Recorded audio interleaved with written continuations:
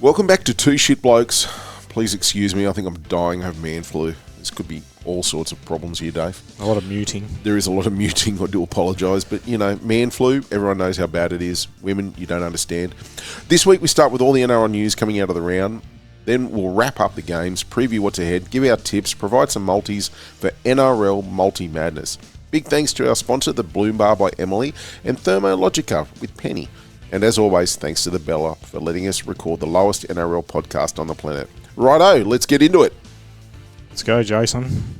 You're going to have to help me out here, Dave. Going to have to help you? You're going to have to help me. Big shout out, big thanks to the Bloom Bar by Emily. Whether it's weddings, funerals, anniversaries, birthdays, or if you're just stuffed up and need to say sorry, which is most days, the Bloom Bar is your one-stop shop for flowers. We'll put all the details in the description.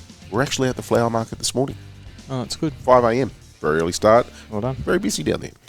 Also, also to Thermo Logica with Penny. Want an easier life? Maybe a birthday coming up or something needs sorted for Mother's Day? The Thermomix is the way to go. Penny runs demos so you can see it properly before jumping in. All her details are in the description as well. Let's kick it off, Dave. Well, quick shout out. Happy birthday to my beautiful baby girl, Carly, who turned 18 today. She's now an adult. And as I just said to Jason, who looked at me like I had two penises growing out of my head, I got a little bit emotional that she's grown up, and she was a beautiful little baby, and she's a very nice young lady now. So I wish her the very best on her 18th. She's 18, mate. She hasn't been diagnosed with something. She's 18. Get over it. It's a big milestone. That means she's an adult, and you can. I'll still be paying for her. Don't worry about that. Yeah, that shit does not stop. So, a bit emotional. Last couple of days hasn't been. Anyway, let's move on. Yeah, so you got emotional. Why are you emotional? Because I'm made of plasticine, mate. I'm soft. Yes, you are. Another quick shout out to my mate that's on holidays in New Zealand. He said he's going to listen to this podcast. So, Mr. Dave Jarman, you're out of your mind if you're going to listen to 30 episodes of Two Shit Blokes. But big shout out to Davey. He's going to take one for the team. Thanks, Dave. That's great. All right, NRL news. Manly sack Seibold and hire part-time, would you even say a part-time coach for him? They came from the clouds, mate. We were both shocked that they signed Kieran for him. It's madness. All right, let's go back. Step one. They sacked Seibold. Do you agree or disagree? I disagree. Passionately. Okay. Why? Well, this is his first year as it's his team. The Dolphins lost 4 on the trot last year at the start of the season. They didn't punt the coach. You got to give the bloke at least 2 months to fail miserably, make sure they can't make the finals, all that sort of stuff. I don't agree with it. I think they're saving themselves. I gave my Gus Gould award to the Manly and the Penn family for punting him. I think it's a disgrace, and for hiring Foran. Apparently, there's rumours that it has a lot to do with the development of Joey Walsh, who's a prodigy that they want to bring in the halves, and whether I think Seibold's holding him back and the Penn family want him to play, or vice versa. I think that seems to be the way that they want him to play sooner than later, because Manly's not performing well. I have no issue with the sacking. Right. Well, it's their team. It's their money. They can sack who they like. Oh, no, I just don't have an issue. They're not playing well. They haven't recruited well. The rats are leaving. Jamal Fogarty, I never understood the signing. Luke Brooks, I never understood the signing. I know. I agree that the actual roster is rubbish. Their forwards are diabolical.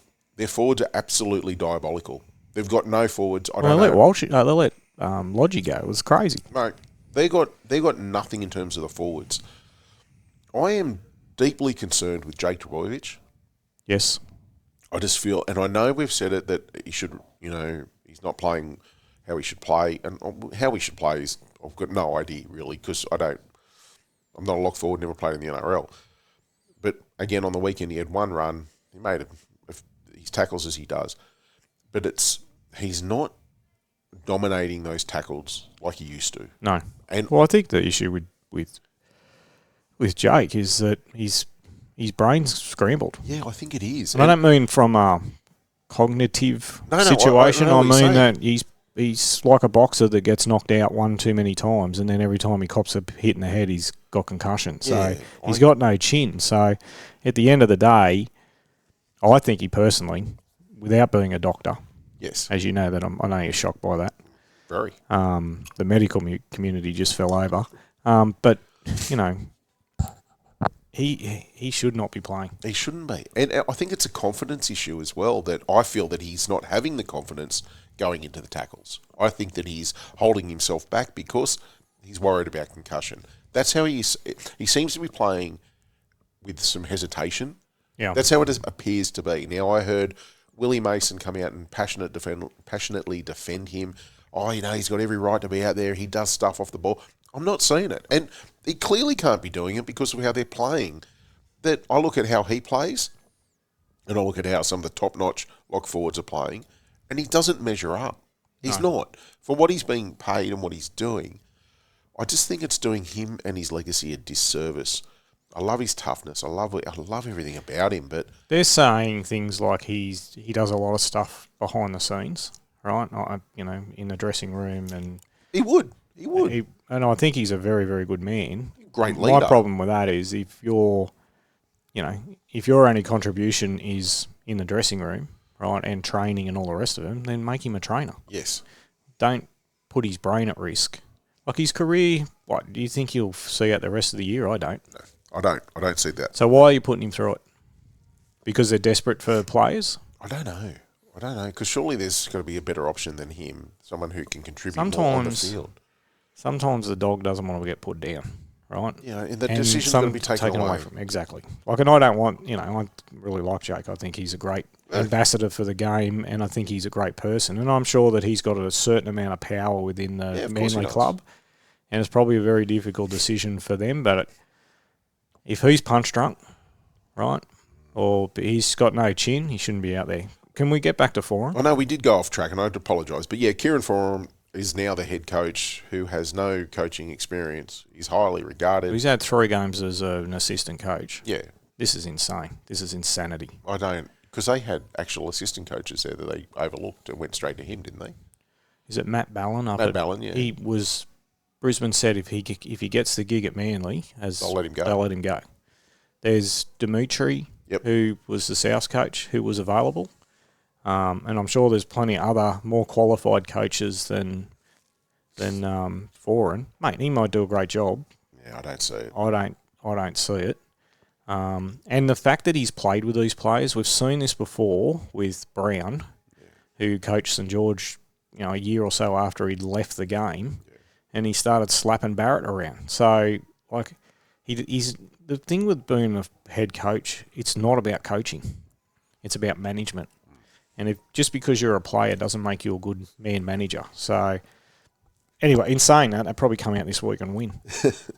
Well, it is the coach change rule, mate. You get on the team that sacks a coach the week after, and they've got a pretty high percentage of winning that game. But I just don't understand why he would want it either, to be honest with you. He's got his gig on Fox Sport. He just stepped away from the game. I thought he would actually enjoy some time doing what he's doing, but he's passionate for it. Yeah, but some of these blokes don't. They love being around the boys. I think it would be hard to walk away from that. Yeah. I really do. Yeah. All right, so that's that. Yeah, you agree? You disagree that he should have been sacked? I agree he should have been sacked. That's where we stand. Well, he loves a spreadsheet. He loves a process, old Seibold, and that was the reason why I got punted from Brisbane, that he was more about game plans and spreadsheets and, KPIs and all the rest of it rather than it being about football. And this is the thing about rugby league. It's a very simple game. This is about football, though, Dave. They've started poorly. They lost 3 games I know, at but so home. did the Dolphins last year. Yeah, but they lost 3 at home. All of them, they were in the fight, and then they fall away and they lose. The game against the Roosters on the weekend, we'll talk about it. But again, they started well, but they fall out of the game. The game against Newcastle was diabolical.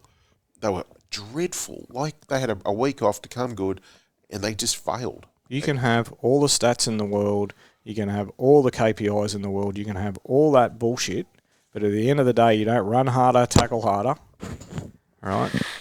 And snot harder. Oh, man, I'm dying. I'm sorry. I know. He's putting a big effort in, the big fella. Oh, fuck. Then you don't win football games. There's statistics in this week's games of teams that were statistically better than the other team that got lit up. Yeah.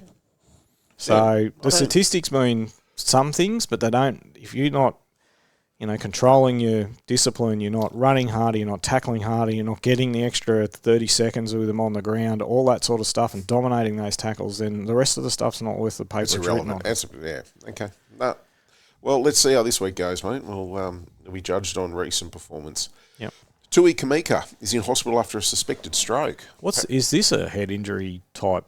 I don't know. From a concussion, what have they? How do you suddenly is it a blood clot type situation? Well, I think that's what a stroke is, isn't it? A blood clot or an aneurysm type of thing on your brain. On your brain, yeah. And so, unfortunately, but from all reports, he's awake and he's disappointed he's not playing this week.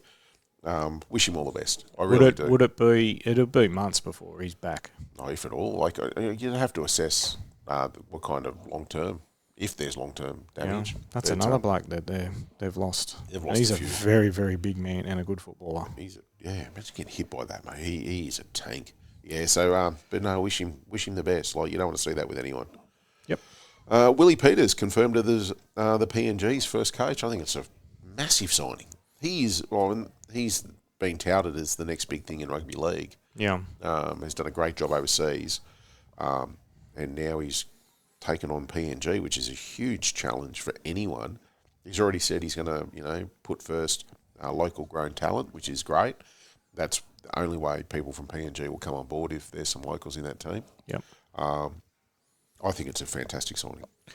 I have a different view. Of course you do. And I'm not trying to be negative, Of but I think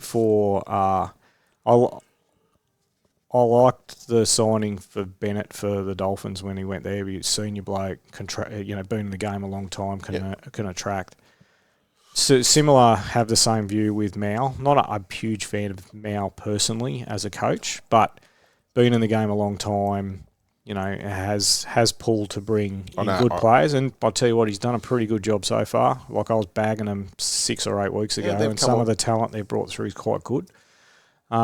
Willie Peters, do you think he'll have the same pull as what a Bennett or a Mau Meninga? That's the only, because a new team you need to have the pull to bring those players. Yeah, I think PNG is a different kettle of fish. I think PNG is going to be a really hard one to sell to players. Yeah. So they're looking. I think they've brought in the right coach that can build a club. Because he's done it overseas. He's done a great job. He's never done it in the NRL. Hasn't. But all reports are he's an exceptional mind. I like it. I think in terms of getting the players, as I said, I think he's going to go more of the local homegrown talent and get some bigger names and some young kids and that can try and get them all together. Mau Meninga and Bennett they're faces that they wanted to bring in, right? They wanted them so they could attract they're draw names. cards. They're draw cards. Yeah. This is not a draw card. I think he's more of a tactical coach that they're trying to get him to build a team that can come together on the day. Yeah. So I don't rate was it Chalmers Yeah. So yeah, I don't rate that decision either. I don't understand that decision. So I'm a bit, you're not massive football NRL type people to bring to a new club. I've got doubts over it. I won't harpoon it at this point. No. Look, I think he was the best available coach. Well, I think there's... Who? Give me a name. I like Dimitri. I think he got sold down the river at... No, don't like him. Okay. Anything else? It was a question. I'll answer it later. I'll let me think about it. Take it on notice? Yeah, I'll take it on notice. What is it, a Senate inquiry? Yeah. All right, we'll move on then. We disagree. God, we're disagreeing a lot. Izako to Storm, Will Warbrick to the Bears. Bears? I thought he went to the Warriors. He's gone to the Bears, mate. Since when? I read it yesterday. Before I put this together, it's Did you read it today? Or yesterday? Is it April Fool's joke? No. Sure? I'm pretty sure he's going to the Bears. The Warriors thing fell over. Oh, okay. That's huge. It's a good signing for the Bears. He's a mistake machine, but still. Big unit. I don't rate either of these players, to be honest. Look, I think that, Izako is a goal-kicking... freak. Yeah, he does well there. Warbrick... I actually class both of them as pretty much the same thing. Warbrick could be anything, to be honest with you. Because if he gets the errors out of his game, he's a fantastic talent. Athlete, yep. But he's got to get the errors out of his game, Yeah, right? So the concentration, drop the ball like he did last week. That's exactly right. If you're going to make a 60-metre break, you can't drop the ball, you can tackle. But he scores 4 tries on the weekend. He's a great finisher. There's a lot of upside there. Azarko, thoughts? I don't. Yeah, I think there's better wingers. I do. Agreed. I don't rate him as a rugby league player, and I think that's the reason why the Dolphins didn't fight too hard to keep him. No, they got Jack Bostock there. Like, why would they fight to keep him? Yeah, correct. As long as they got a goalkeeper to replace him. That's goal kicker. Goalkeeper. Yeah. I'm not concerned with that. Cool. Right, segment 2, game reviews. Appreciate the segment and wrap up. Thanks, mate. All right, so first off, we're at Brookvale on Thursday night. Roosters 33, Seagulls 16. As we said, the Seagulls are at home. Dave, go. They were awful. They weren't awful for the first half. Mate, they scored a try off the kickoff, basically. That was a good play. That was good. Got Turbo away. They were good for, I'd say, 30 minutes, and then they were woeful. Just some interesting stats here. Like you look at players, senior players. Brooks, mate, missed 6 tackles and had 2 errors. Yeah. That's disgraceful. He was very good in the first half in attacking the blind side. Like, they kept going to the short side in that first half. They were very good. They were very dangerous. Didn't do it in the second half. No. Which, again, I didn't understand. Manly made 100 more tackles, which is a lot. It's a lot, yep. Roosters' attack still looks clunky. Not impressed. I agree, but there's Angus Crichton, geez, he can miss a tackle these days. He missed 7 on the weekend. And he can make an error and give away a penalty. Toya missed 7 as well. Yeah. Mate, it's not much to say. I thought I killed Marky Mark. I didn't. No, he he's scored all 2 right, tries. mate. He was okay. But Roosters had the first 20 for the Roosters was great, but they had all the run of the ball. Other than the first try, obviously. First try was a freak. But then Manly didn't get a restart for the first 20 minutes either. They didn't get... My only real comment for this game is how's the Roosters went a whole game without 1 penalty. That's insane, right? Yes, pretty ridiculous. I know that the Manly only had 4 penalties. But no team is good enough to go through a whole 80-minute game without giving away a penalty. Yeah. That's... It's pretty ridiculous, that. Across the board, after 20 minutes, the Eagles were pathetic. But this is, from what I said earlier, their attack, their forwards, for me, they're not getting them on the front foot. They're not giving the backs time. Like Cooler, when he's got time, I thought Cooler's try was great. The individual brilliance of his try was fantastic. Turbo looked great. But you need your forwards to go and create the space so you can, when I say create the space, like really bend the line. Yeah, but I think it's more than that. I think that their backs don't give them enough go forward to help the forwards go forward. It's the whole team effort is just lacking. I don't disagree. I don't disagree at all. I said, I think, it is a whole team that's lacking. They got some good individual players, but as a team, they haven't come together. Their short kicking game was dreadful. Jason Saab is a fantastic winger, but he has too many brain farts. Where I think even on that game, like they made a half a line break, they pass it to him and he just drops it, and that's when they were actually in the fight. And it's not the first time he's done it. Yeah, like he has a bit of form for it. A bit of Will Warbrick in. But just those concentration errors, and he's just not like when he gets that ball in open space, he's amazing. But just got to switch him on a bit more. Like his brain just left him. My overall thought with that is when I look at the Titans and the Dragons, and we'll talk about their game and how bad it was. But I still think Manly's worse than all of them because I just look at the effort and what they're bringing. Like they got better players that just aren't measuring up. They got some great players. It's just not. There's no effort there. No, agreed. That's their first thing is their effort is just terrible. So maybe Foran might be bringing that effort back up, but it's up to the players to bring it. But I just don't see it. All right. Anything else on that game? It was boring. It was a bit. Next one was the Warriors and the Tigers over there in Auckland. Warriors 14, Tigers 32.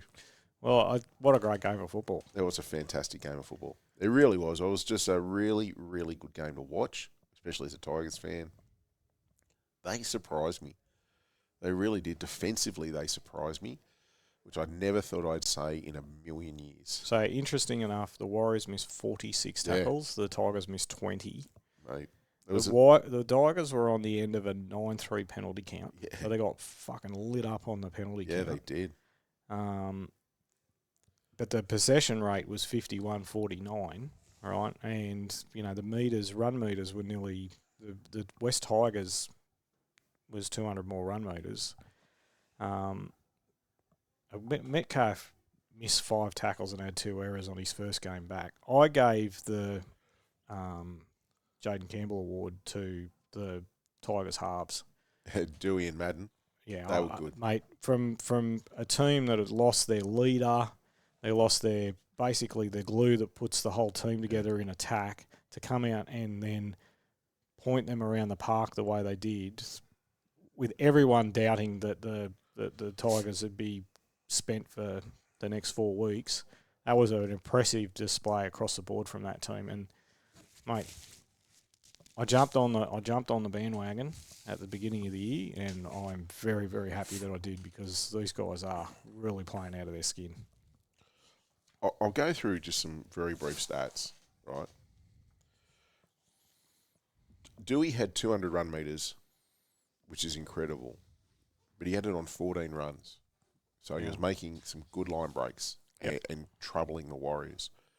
We'll get to the next game, the game on Saturday, about Galvin, because Galvin also had 200 metres, but in 28 runs. And you look at what Dewey was able to do in attack, and what Galvin was able to do. Dewey troubled them. And he was able to do it because Madden would straighten them up. Madden took the kicking game on. Madden was everywhere. It was great. The only concern I've got, which is that Macassini, as a centre, he's only young, and they're troubling him in defence. And he's making some errors. He's also bouncing back and doing some good stuff. I just don't want to see his confidence broken because he's playing out of position and he's only young. So I don't agree with it, but people are calling for him to go back on the wing. I think if you think he's a long-term centre, I think those growing pains are necessary. And look, he's bouncing back and he's doing what he needs to do, which I like to see. I think he's a confident kid. Yeah, I just don't want to see that broken.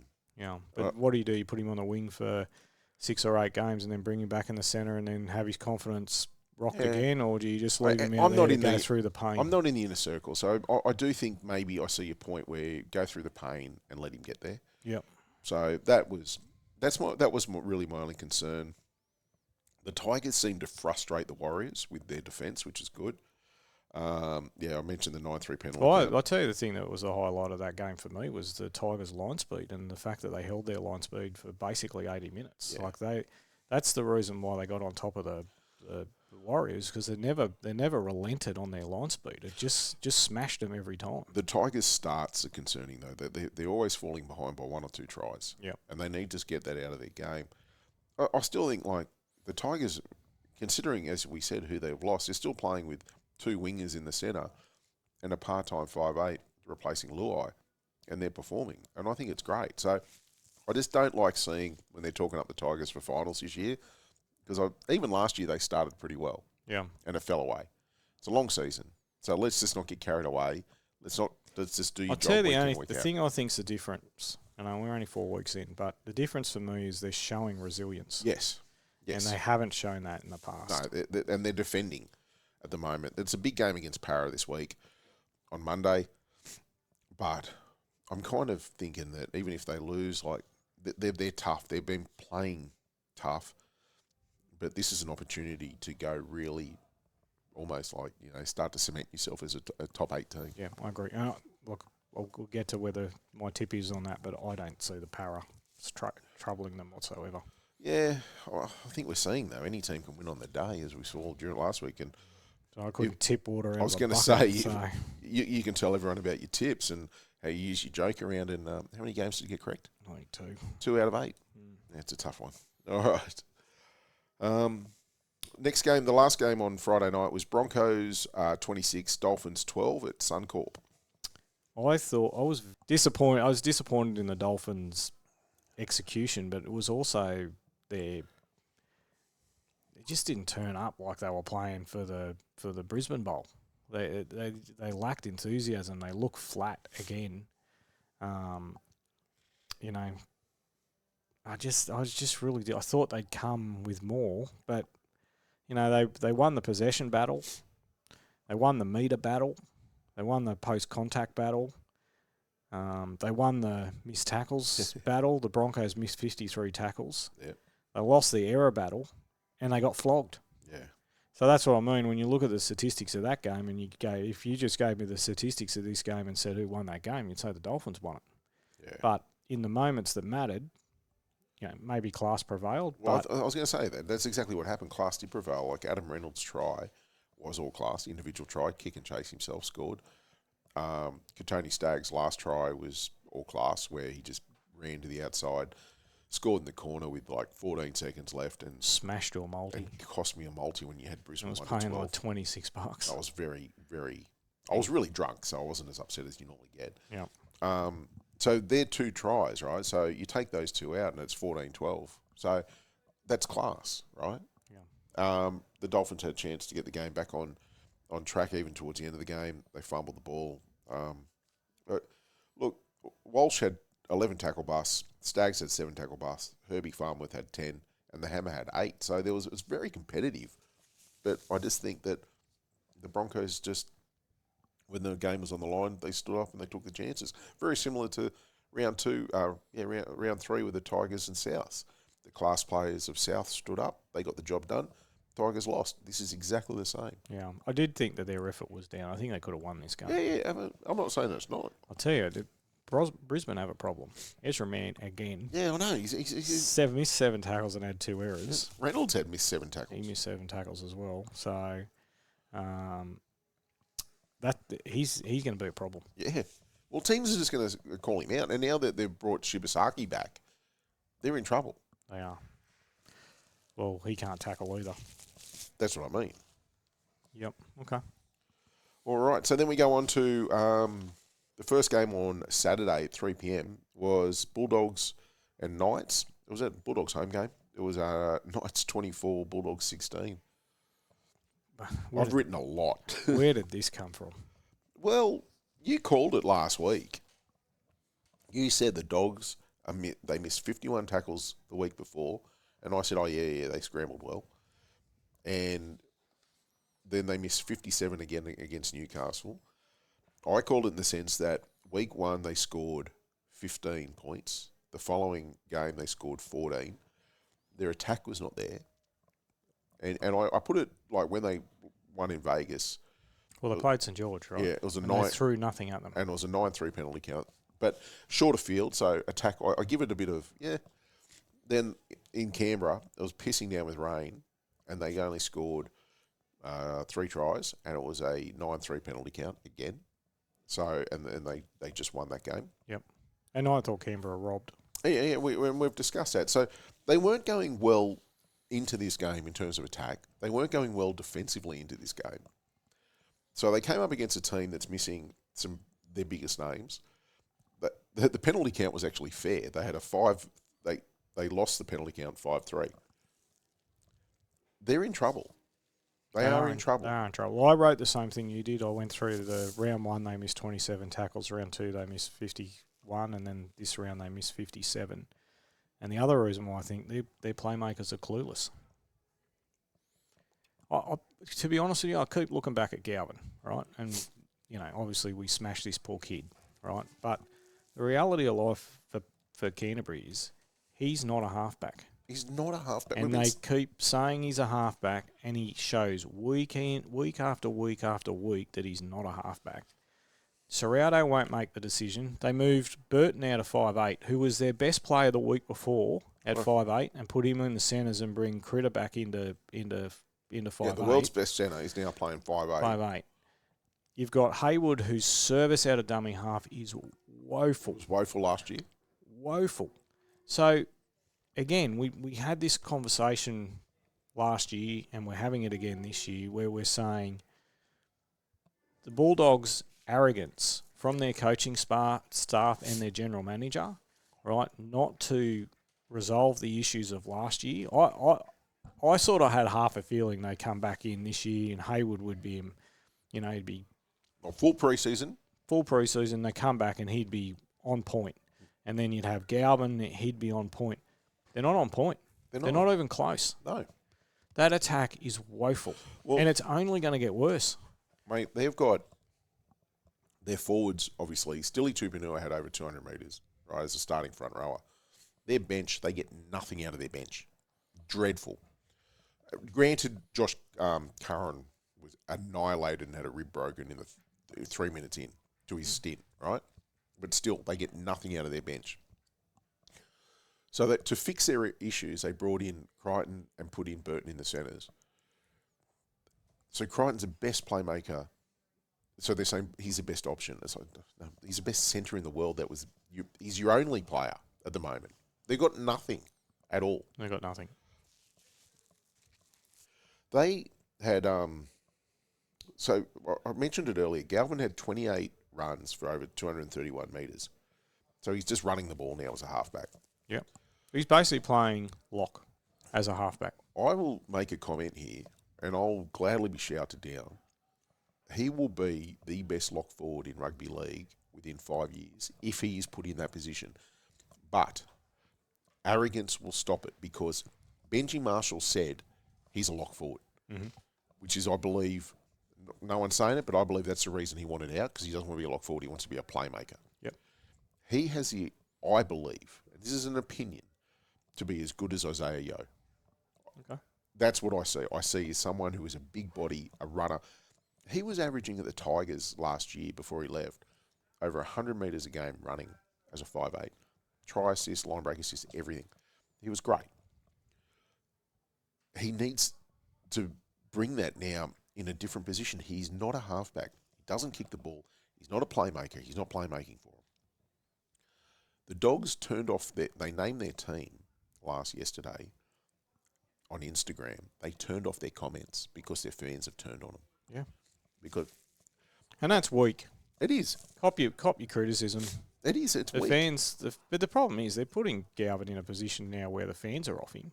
And someone else said that. They go, Galvin,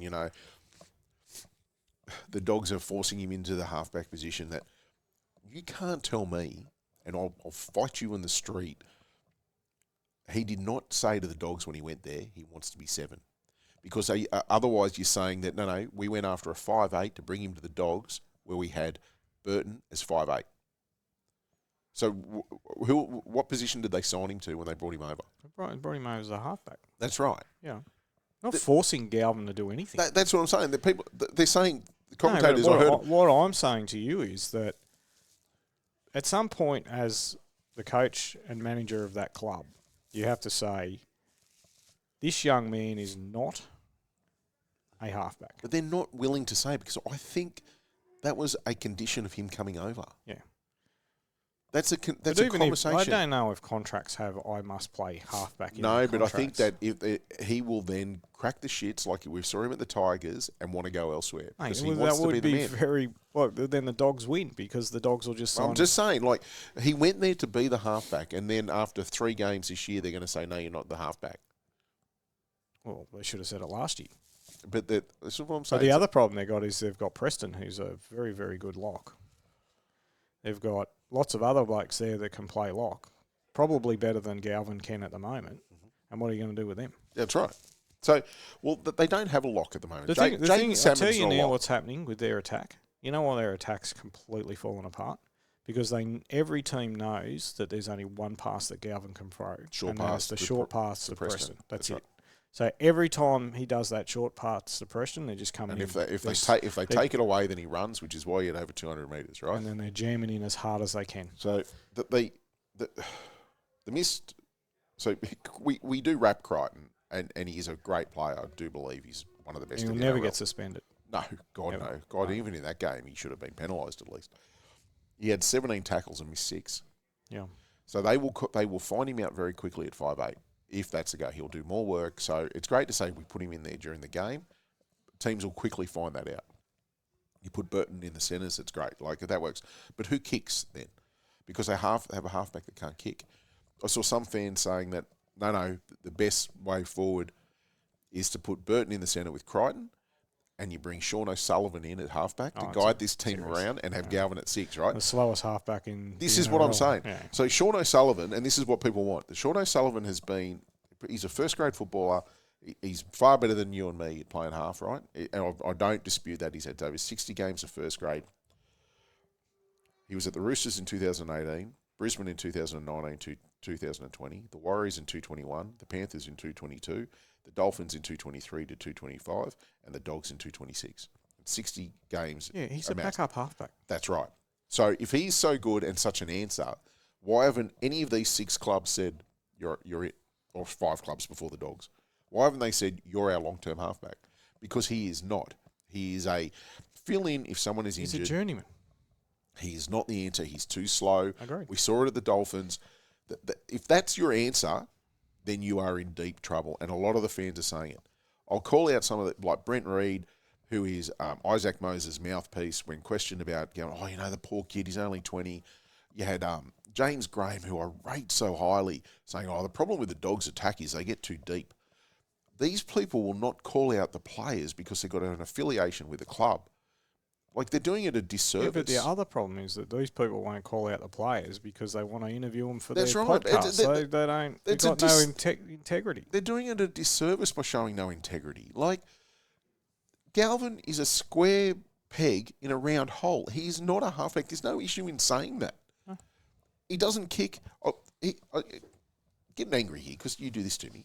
I'll give you some stats, right? Last year, Galvin was at the Tigers, obviously, for the first 11 games. In that time, he had 2 line breaks, 5 line break assists, 8 try assists, and a try. In the 11 games, he ran for over 100 metres 8 times, including, and I would say, too, in those games, he didn't have Preston on one side and Kickow on the other. He didn't have Steve Crichton or Carraz. Mm-hmm. He had Alex Seyfarth.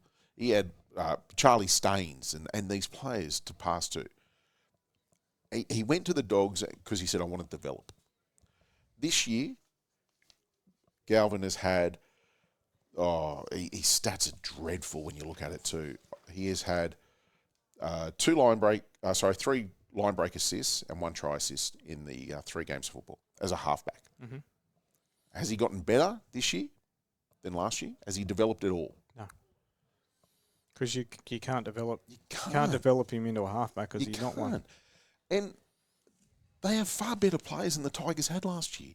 Yeah. It's inexcusable, and you're doing him a disservice. I'm telling you now, this kid is a lock forward. He will be one of the best in the game.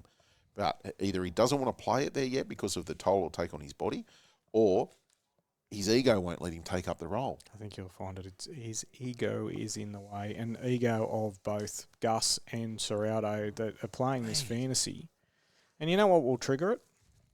When they're out of contention and they don't make the 8, you watch them throw this poor kid under the bus. Drop him, mate. They will drop him so quick. Then we'll be defending him, saying you're treating him poorly. For all his treatment of the Tigers, and as I said, I think it's shit what he did and how he did it. And the reasons he's done it. But I'm not going to cop people saying, poor Galvin, poor Galvin. He did this. He wanted to leave the Tigers to go to the Dogs to play half. He's getting what he wanted. Yeah. Now, if he's not up for the role, why isn't anyone saying to him, mate, you're not it? Like, it's not rocket science. Because the pressure comes from the fans and not the media, because the media is not really not saying much. And the Dogs are a very arrogant organisation. Oh, they are. They're a big club. At the end of the day, they talk about Serraldo as a super coach and all the rest of the stuff and all that crap. I just find him arrogant now. Mate, he's made a decision. He hasn't made the right one. And obviously, everyone thought they'd come through an off-season and they'd be better. And they came back and they're actually worse. Far worse. And, they don't, sometimes you got to look back to look forward. And they got no ideas. There's going to be a time when when the rubber hits the road and they're battling for contention for the 8. Mate, when they let go, their halves are not going to deliver them. No, they're not going to deliver. Their hooker's not going to deliver. People now are clued up to kick out. They're clued up to Preston. Their forwards are not good enough. They're everything relies on Crichton. If they're not scoring points, let's move him to 5'8". Like Crichton is, if they're an injury away from the spoon. Like if he goes down, like they've just got no answer. Yeah. So and they're not playing with the same enthusiasm as they were. No, because I think everyone's up for them now. Like everyone knew, like last year they came through and they were second and they were great. They were running all that. But this year everyone's like, all right, what do you got? They haven't changed. Well, I think they haven't the same evolved. as that's the same for the Raiders. Oh yeah, everyone's we'll up talk about for the Raiders as 100%. well. So yeah, that's where that is. So that's my. It's not a rant. I liked it. It was good. Yeah, tough. Thank you. I didn't sneeze or cough once. It was awesome. Keep that up. All right, 5:30 Panthers. This was my same game multi that fell apart, but 2 out of 3 legs, so you got money back. But anyway, Panthers 48, Eels 20. Panthers, wow. Run hard, play fast. That's their model. They don't do anything special. They just do it well. Yeah, I got to be honest. It's just their class across the park. There's the systems in the way that they play their game and their ability to adjust. Oh, mate. They are the benchmark, and it's win. A very, very big distance to second. At the moment, they're going to win the comp. There's no one else. They are that good. There is no one else. Yeah, they're that good. It's like they're angry that last year was such a disappointment they didn't win the comp for the 5th year in a row. Yeah. That they're just saying to everyone, we're going to embarrass you week in, week out. And they are. To beat the Panthers this year, you will have to be perfect for 80 minutes. And I don't think there is a team that can do that. Well, I don't think there's a team, when you look at their lineup, even though they may have a Stag, yeah, or their 5'8's better. Talangi's playing okay. He's still missing a few tackles here and there, but he's still whatever. But they seem to be adjusting to the fact that he can't tackle. Yeah. They're a very good. Look, they're a very good football team, and Parramatta are legless. Mate, Parramatta got into the game, so they were getting pumped. Then Mitch Kenny got sin-binned. Parramatta came into the game then. Yeah. They made Penrith pay. Towards the end of the game, Parramatta was making some line breaks and that, but which is good to see, but you just don't know if it's because Penrith put the cue in the rack. That's where the 20 points kind of came from. They still made 12 errors. Their attack was okay. As I said, they made 4 line breaks to 5, so they were making line breaks. They were troubling them, particularly with Addo Carr, who had 8 tackle busts, a line break, and ran for 158 metres. So Addo Carr was very good. However, their forwards are not good. Oh, Hopgood's such a big loss. It is. And they also, Junior Polo, Junior's had 8 runs for 73 metres for a starting front rower. Now, he needs to do better. Like, he's got to take this forward. He's got to take the load on for... He's getting old, mate. I know, but he's got to do the job, mate. Like, you're being paid to do it. He's not doing it. I agree. I thought that the Eels were okay, but they weren't great. I was disappointed with Brian Tottle. He was disappointing. He had no involvement. He didn't do a little grubber to the score. I was disappointed for that. Do better, mate. He had 10 runs for 90 metres. Like, that's not like him. He had 5 missed tackles, no involvements in tries. It's all Jenkins. Jenkins is the superstar. But no, I think... He came from the clouds. He was good last year, and this year he was good at the end of last year.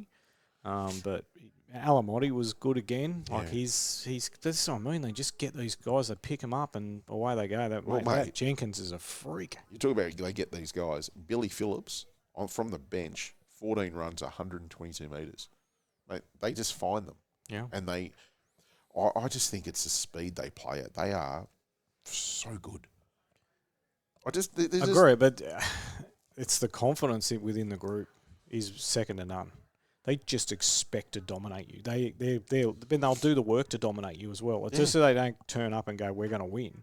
They turn up and go, we're going to do A, B, and C, and we're going to destroy you. Mate, I was AEO in the first 20 minutes was outstanding.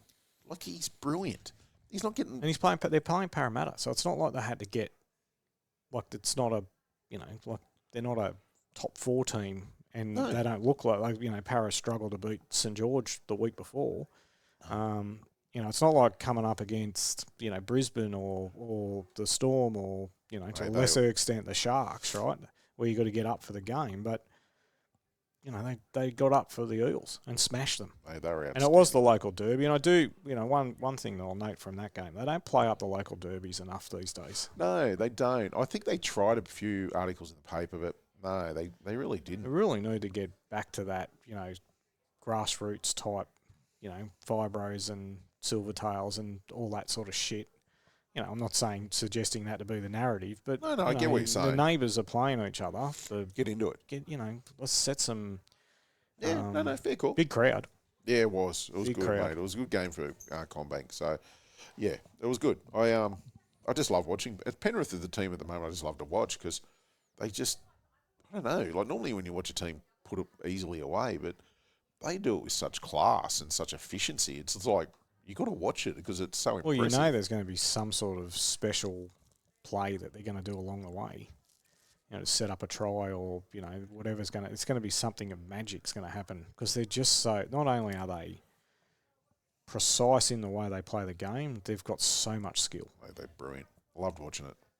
Okay, anything else on that game? No, I'm good, thanks. Okay, so then we go, that's real surprising on Saturday night up there in North Queensland. Cowboys 28 overcame the Storm 24. Cows were behind by 2 tries with only about 15 to go and ran home. It was a strange game. It was weird. Where were we when we were watching this? We were at the pub? Unity Hotel. Yeah, so let's go back again. So, yeah, the Cowboys 28 defeated Storm 24. They overcame them down by 2 tries, 15 to go. It was a great game to watch. There were some classy performances. Bit of a strange result. I think the Storm thought they were home. They were. And they stopped playing football. Yeah. And I thought that the Cowboys were probably playing for the coach. Yeah. And they thought, they wanted it more than the Storm. And then by the time, the Storm were 2 tries ahead, you think this game is over. Yeah. They got a try, they got momentum, and that was all she wrote. And they brought it home, and the Storm had no answer to it. No, the Burns try at the end of the game where he beat his man on the outside, it was a debutant, and I do feel for him, but it was a great one-on-one move. It shows you how ruthless Bellamy is. He axed Moses Leo. Center's been in the game for only 3 games. Was outstanding game 1. Did his job, I guess, game 2. And game 3 was poor and cut him. As interest dropped him. You're done, mate. And it shows you the ruthlessness that he is. And I think he obviously saw the problem and goes, no, well, you go and get back to reserve grade and learn how to do these things properly, and you can come back. Pretty ruthless. But look, Warbrick scored 4 tries. He was very good. I gave Harry Grant the Jaden Campbell Award for 1 pass, and that was probably one of the most incredible passes I've seen, similar to Katoa the week before. But from dummy half, it was like a 20-plus metre pass, hit Warbrick where it needed to hit him to score untouched in the corner. Like, it was the most incredible dummy half pass I've ever seen. Did you saw it? I don't recall it, to be honest. Why not? I'd had a few beers. You were at that hammered. That's a lie. But no, it was an incredible pass. It was great to see. The Cows were tough. I thought Fa'alongo was really good in the first half, but he kind of ran out of petrol in the second half because everything kind of revolves around him at the moment. Munster's form is not great. Yeah, I agree with that. Hughes is not playing like he dominated last year. He's not doing that this year. Drinkwater was exceptional. He had 2. I just think the Storm turned off. Yeah, but they had to turn off for a reason. I think there was a big change in the game, which is why I think the Cows came back. And that's when they took Reed Marnie off and put Sonny Luke on. Yeah. Sonny Luke gave him speed out of dummy half, which is why I think a second dummy half, a really good utility, can make a difference in a team that's done right. And Sonny Luke has shown that. I thought he just brought it in, brought everyone into the game. Joe Chan was good. He had over 100 metres, but no one else for the Storm had over 100 metres, which is disappointing, including Big Stefano. It just wasn't good enough from the Storm. As I said, Drinkwater, 2 line break assists, 3 try assists, 4 tackle busts, 167 metres. He's outstanding. Like that's a brilliant individual performance. So yeah, I thought Tamalolo too is Playing some good football for a bloke who was nearly on the way out. mate. Everyone's saying how busted he is. Did you tell him that to his face? Unbelievable. I'll let you do that, Jason. No, I thought that would. I had Lukey as my Ray Stone award. Oh yeah, Yeah, I thought he's Helma Lukey. the back rower. Yeah, back row. Yeah. Yeah, maybe because I got a bit of a man crush on him, but I just really liked the amount of work that he did. He was outstanding. he was everywhere. Yeah, he was good. And scored a try, and he did. He was good, man. I thought, look, it's a good sign for the Cows that they showed fight. I thought he was really good. From what I remember, I quite enjoyed that game. Yeah, what you remember wasn't much, mate. Raiders, the first game on Sunday, 4:00 in the nation's capital. Raiders 22, Sharks 34. Yeah, it's anyone really that. Look, I thought Braden Trindle's kicking game was outstanding. Yeah. I thought he was the difference between the two teams because if you look at the stats, they're 50-50 basically across the board. The Raiders' discipline is absolutely shocking. It is appalling, and it's costing them, and it cost them in this game to the tune of two tries. Corey Horsburgh, binned for a stupid penalty, and in that 10 minutes, scored 2 tries. The Sharks did. Yeah. There's a game, right there. And I don't think there's much between those two teams, and the stats say that, but when you're playing without a bloke for 10 minutes and, we've got relatively good centres and we just carved them up on the left. I will say that there's a spot there where the Raiders targeted the Sharks, and that was Iro and Trindle. Yeah. Mate, they will leak points there every day. Yeah, they will. I think Iro has been shown up a bit for his defence. Well, he missed. Is he somewhere? If I could see it. Iro missed 10 tackles.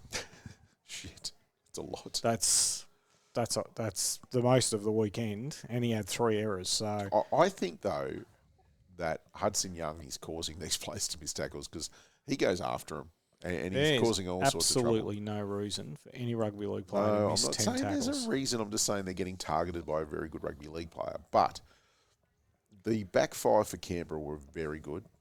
They had all over 100 metres. They had 6 line breaks, 5 line break assists, 3 try assists, and 3 tries between them. Got beat. The halves for Canberra had none of those stats. We talked about that the other day. 6 and the 7, so with Ethan Sanders and Ethan Strange. The Ethans they're shocking. Strange is not the player he was He's last not. year. I don't know who I'm watching, mate. Last year, especially when you need him to score a try to finish off your multi, he's just a passenger. It's like everything now is going to Kalo Weeks, and they just want him to show some unbelievable individual brilliance, which he can do, and Hudson Young. And they're just shoveling it on. Last year, he wanted the ball. He was breaking tackles. He was scoring tries. It was impossible to put on the ground. He couldn't. It's like tackling granite. It was unbelievable. But there were no try assists from either of the Ethans. Where you look at the Sharks, they had 3 line break assists and 4 try assists between them. 6 and 7, that is, Hines and Trindle. For me, there's too much reliability on Weeks and Hudson Young when the 6 and the 7 are kind of not guiding this team around like they should be. Yeah, agreed. I agree about the discipline. Adam Fanua-Blake bounced back with 222 run metres. Hudson Young had 3 errors because he's trying too hard. Yeah, that's what I'm taking out of this back game. to that left edge. So you've got Iro miss 10, you got Trindle miss 5. So 2 blokes standing next to each other, they miss 15 tackles. You can't tell me that next week they're not going to run everything at them. They're playing someone half decent next. It's coming. We'll have a look. We'll have a look soon. I'll tell you. Playing the Warriors, they're not a good football side. They're terrible. Yeah, good luck. Good luck with that. Only the Tigers can beat them. Anything else on that game? You're right so far. The only ones that can beat them is the Tigers. Yeah, nothing. I'm not overly impressed with the Sharks. Both teams I'm not overly impressed with. I just think that the Raiders' discipline needs to be fixed. It's fixable, but Ricky needs to come down hard. That's inexcusable for Corey Horsburgh. He's giving away too many penalties each game. That one was huge. But they're all doing it. They're all into this niggle. And I think it's, as we said earlier, because everyone's up to fight them. Everyone wants to be tough against Canberra because last year, Canberra bashed everyone. Yep. Not this year. So, all right, the final game was in Gold Coast. It was the Titans 22, the Dragons 14, and I am not going to waste a breath on this game. It was a dreadful display of rugby league between two teams that will be in the bottom three, and I just don't want to discuss it at all. Well, I'll just make this point that I turned it off with 20 minutes to go. No, it was woeful. That woeful. It was so bad, mate. I just don't. There's nothing good to talk about in that game. No, both teams should have a good hard look at themselves. Yeah. Let's move on. In terms of the Ray Stone Award, I kind of give it to the Newcastle Knights as a whole team because there was a few hits. There was one hit from a Safidi on Galvin. It was like a praying mantis swallowing someone. He absolutely annihilated Galvin. It was an incredible hit. It drove him back 5 metres. He swallowed him up. It was amazing. And the other one was the hit on Josh Curran.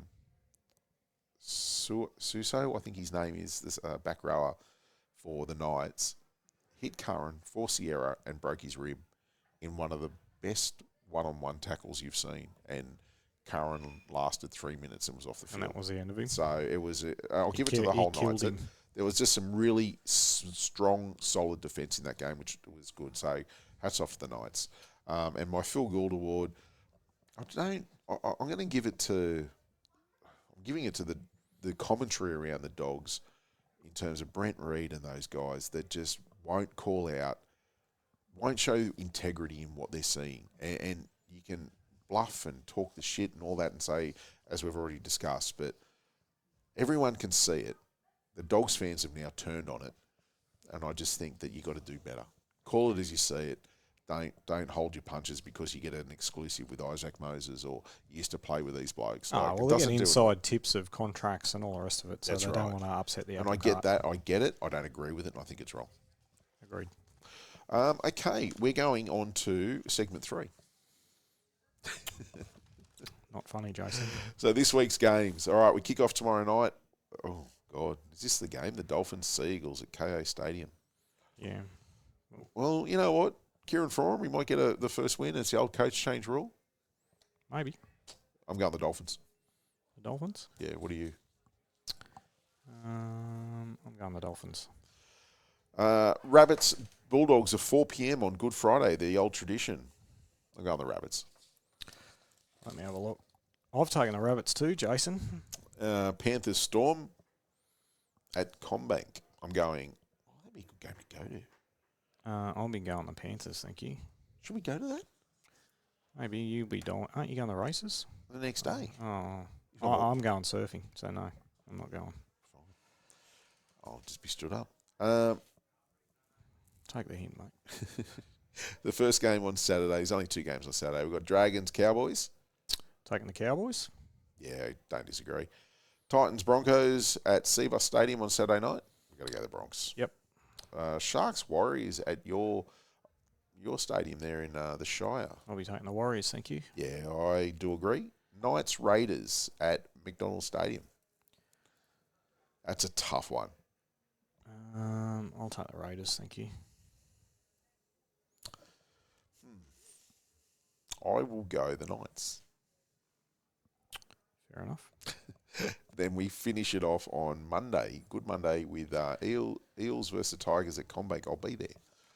I will take the West Tigers, thank you very much. I am going to go. I think the favourites for that game are Para, so I take my heart out of it. I'm going to go Para.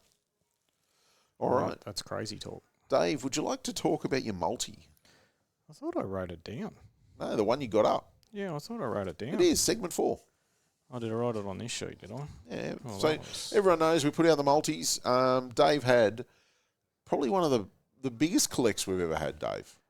Yes, Jace, as an expert in the rugby league field. Please, talk it up, mate. I don't blame you. No, it's not like that. I took the Manly Roosters game, and I had Turbo anytime, and he scored in the first minute, which made me very happy. Great one. Took Tupou anytime. Yep, great one. He got a penalty try. He did, which was every day a penalty try. It was. Not like the Parramatta one. Nope. And match points over 48.5, but when the game actually started, because it was pissing down with rain and they had a huge storm, it actually went down to 43.5. Cost yourself money. Is that why it paid even more? It paid even more. Oh. And then I had Sydney Roosters 13 plus, and it paid $13.60. You were all over it. But on the podcast, it was $10 when it. But yeah, $13.60. I'm very impressed. That's a big one for the big unit. It is. I had not $1 on it. You had plenty others though. I was blind drunk when people saw it on the. Yeah, I was smashed. Yeah, and that explains why the horse tips were so terrible. But all right, no. So that was well done, Dave. What do you got this week? I haven't got anything. I haven't done it. Well, as I said, my same game multi just fell over. I needed Parramatta 0 to 10. They scored 20. Got the try score apart. It's up, so you got a bet back. And my long range multi missed out with just a few legs. Can we do a recording and we'll put it up later? Of the multis? Yeah, I've got my multi ready. Right, then we'll do it later. We'll do it later. Okay, cool. Yeah, do it later. All right, I'll see you. Supercoach. I'm not going to do a Supercoach segment this week. All right, I'll cut this as well because my team is so bad right now. I cannot give any kind of tips. It is shocking. Do you want me to bring Virgin Dan in? I think we need to. Well, I'm taking my team away to Kiama for a getaway. Right. A bit of team building, honesty session. Yep. So we're going to see how it goes after this weekend, and then we'll talk. Okay. That's good. Horse tips. We were at the races, and we backed everything that came second. It was a tough day. I had some good wins, but none of the tips did. Oh Hope wins. No, it didn't. Like a Lucy did not win. And Gangster Granny came second. Yeah. I did back Pride of Jenny and got beat by 0.02 of a length. I'm fucking devastated. So, the horse tips... $10. The horse tips did no good. Even their celebrity tips to my lovely wife, Emily, did not win. She had the granny. She did. All right. On to the rant, Jace. Let's go to the rant, Dave. Where are we? You need to make it quick before I die. Yeah, that's why we're skipping the multis. So we'll start with a rant, Jace. I've got a rant this week. Do you have a rant this week, Jace? No, I kind of mentioned it in the dogs one. That's all. That was your rant? Yeah, kind of, yeah. Not a real big rant, but go. My rant is about the hip drop tackles. Yeah. I want to know what the difference in the suspensions are for these hip drop tackles. See, I agree with you. And we're looking at the one of Lockie Galvin, where I think that is a deliberate and bad hip drop, where he's taken all his weight and he pulls it down and he gets a fine. I got a $2,000 fine for that, Jace. Whereas the other players are spending time. And he's right on the ankle. Yeah, he was, mate. Like, the way he did it is a classic hip drop, but it doesn't happen. Whereas Mitch Kenny, I thought that was he didn't even, like, if you look at the Mitch Kenny one, right? Like, he turns his body to the side. That's his torso. Yeah, but he still turns his body. But Galvin literally takes his feet off the ground, rides him, and pulls it down onto his ankles. I've slayed that. All right, so this is the first one on the top. Is the Dragons where left-hand corner. Hopgood's done for the season. And that guy's name is Couchman, right? Or Mr. Ryan Couchman. Now, live, that didn't look that bad, but the way when I slow this down, it's bad. That's one of the worst I've seen. That's a bad hip drop. It is a bad hip drop. But he did his knee, not his ankle. Yeah, but again, he did it in. But he landed on the back of his foot, sort of halfway up his calf, right? But the action, I want to take. If we could look at the action, right? His action and the action of kick out is exactly the same. If you look at those two tackles, they're exactly the same, Jace. They're exactly the same. Mitch Kenny got 2 weeks. But Galvin gets off. But there's nothing. I actually don't even know if that's a hip drop. I agree. Mitch Kenny, I thought, was harshly dealt with. I'm just watching kick out. So Kickow's got him, and then he takes all his body off, and that's a bad one. That's a bad one. He got a $1,000 fine. So, and then if you look at Galvin. Sorry, I don't mean to talk over you. Are they doing it because of the injury sustained? Does that factor into it? I don't think it should matter. But are they? Is what I'm saying. Well, I think Couchman deserved to get 4 weeks for that. But are they factoring that? Is that a factor that the NRL are taking is the injury? Well, I'm going back to my point that I think it comes down to the player. I don't know. Galvin's a bigger name. Well, Kickout's a bigger name than Couchman.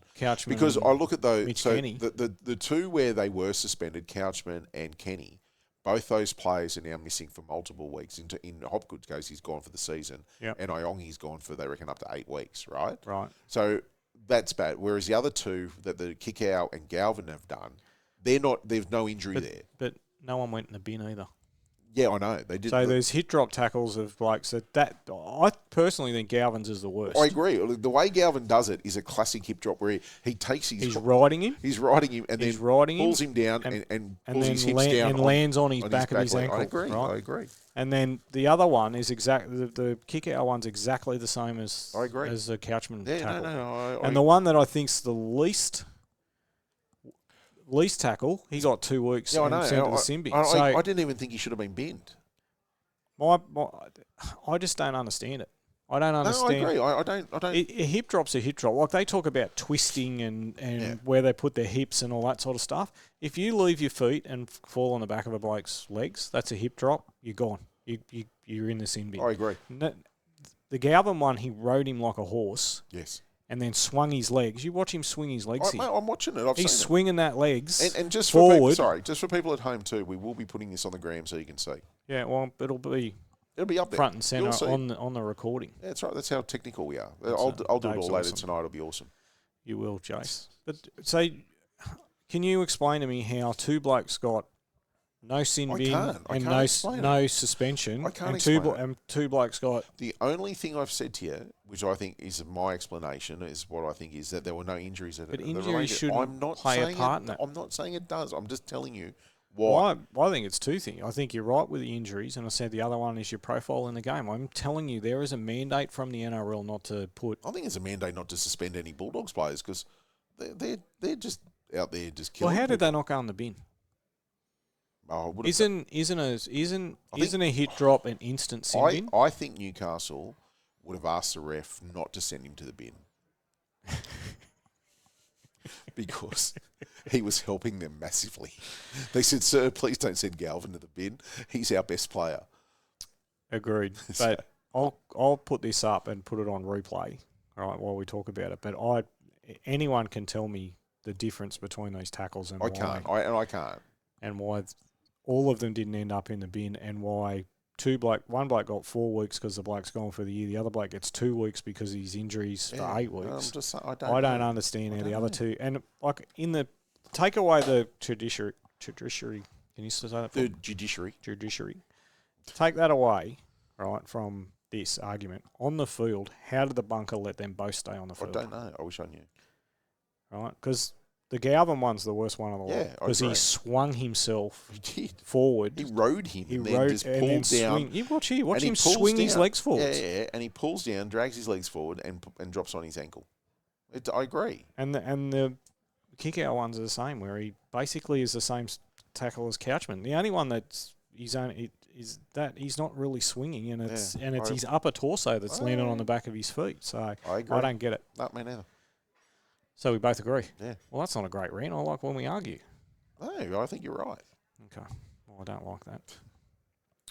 Want to do the comments, Jace? I've only got the one. Can I tell a quick story? Go for it, mate. It's very quick. Everyone knows, obviously, from Friday night, I was extremely inebriated because I told everyone how drunk I was, and I was blind. With my wife, we went out and had a cracking time, the two of us. Really had a great time. A lot of fun. And so she had a lot to drink, and I had a lot to drink.